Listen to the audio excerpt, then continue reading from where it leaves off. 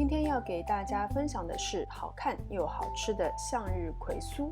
我们先来做油皮，把屏幕上方所打出的所有的材料混合揉成团。揉成团以后呢，建议就移到案板上来操作。大家可以看到，一开始这个面团毫无延展性，所以我们就要不停的揉搓，稍微揉出筋。可以用厨师机，也可以用手揉，一直揉到这样可以拉出一点点薄膜就可以了。先从其中分割出大概10克左右的面团，然后加入2克左右的可可粉，揉成巧克力面团。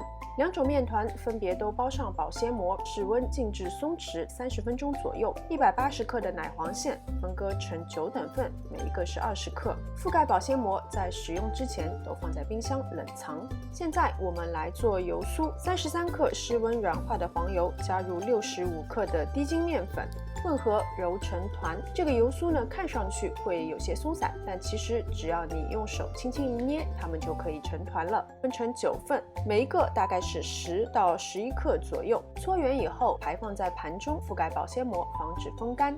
可能有人会问，为什么油皮要静置松弛？大家可以看一下，松弛过的面团有更好的延展性，这样的油皮操作的时候会比较不容易破。油皮也是分成9份，每一份大概是14到15克左右。同样搓圆以后，排放在盘中，覆盖保鲜膜，防止风干。取一份油皮，稍微擀开以后，包入一份油酥。收口要捏紧，搓圆，收口朝上，用擀面杖把它擀成牛舌状，从上至下卷起，覆盖保鲜膜，松弛15分钟。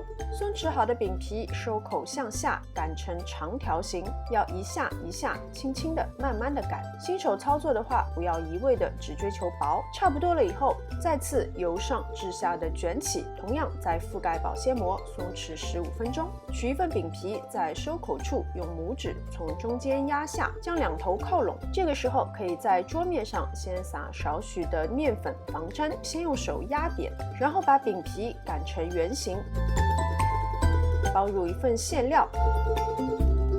收口捏紧以后，尽量把它整成圆形。同样撒一些面粉防粘，收口向下，然后把饼胚稍微压扁，压成直径大概6厘米左右吧。用一个小号花嘴在中间浅浅地刻出一个小圆圈，然后就沿着这个小圆圈割出12等份，也就是12片花瓣。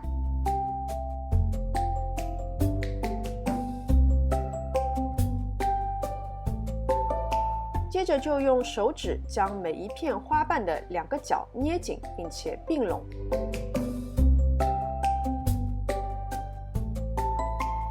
再在每一片的花瓣上刻出一道痕迹。